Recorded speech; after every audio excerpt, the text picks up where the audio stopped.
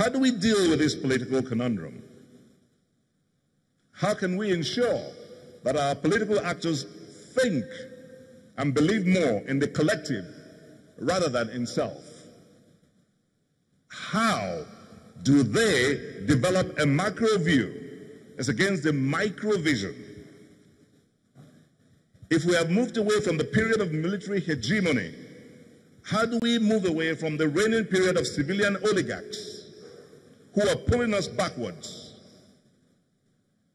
Better still, put succinctly, how do we navigate our ways out of this political conundrum? These are big question marks. Very big one indeed.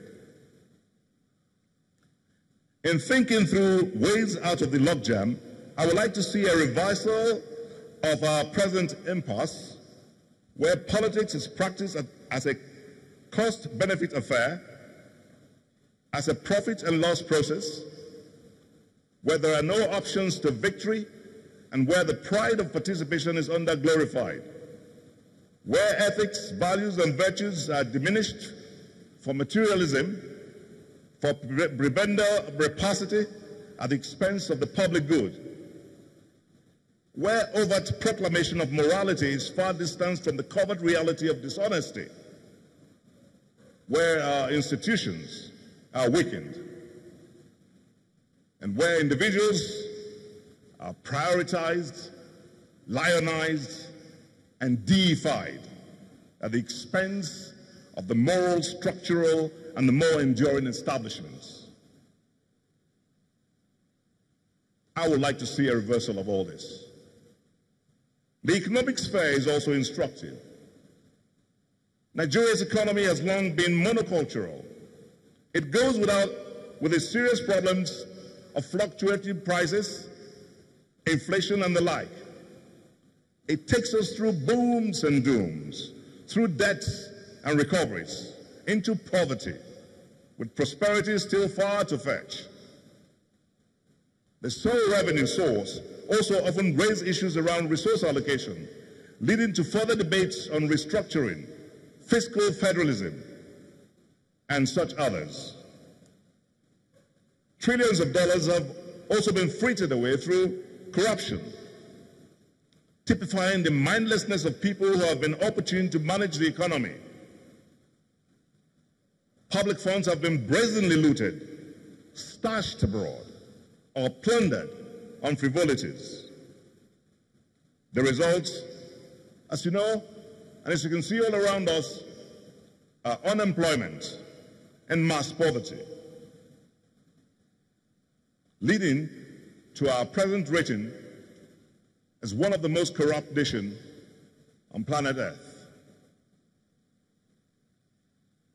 And just a few years ago, Transparency International ranked us 136th globally in corruption, while the Gallup World Poll regularly tracks our perception of corruption to be among the world's worst. Then there's the oil industry, which accounts for 70% of government revenue, which is handicapped by fraud and theft at every level of the supply chain. Corruption, sadly, has had far-reaching repercussions in the land. But in the meantime, the world is moving on. And today's business landscape continues to evolve at a blistering pace. Even though Nigeria has an abundance of human and natural resources, including one of the region's most trainable workforces and Africa's largest oil reserves, it remains one of the world's most unequal societies and continues to face a number of serious social and economic challenges. So the conundrum in our current sociology is defined by the absence of peace, leading to disinvestment and the flight of capital. It is identified by the fear of tomorrow and concerns over unpredictable death, destruction, and devastation.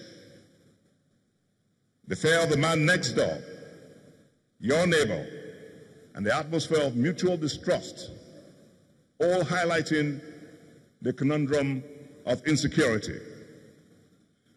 And with this, productivity is naturally discouraged.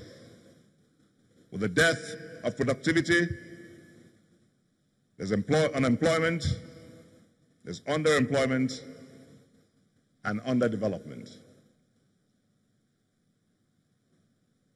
In writing this speech, I sighed. I said, what am I doing to our graduates? Well, the intention is not to dampen your enthusiasm as you celebrate your graduation today. My intention is to throw up the challenges confronting us as a nation and the chaos, confusion, and disorder that we have found ourselves. But even much more important, my intention is to let you know that chaos, confusion, and disorder are antecedents of opportunity. So the big question is, how do we turn the situation around?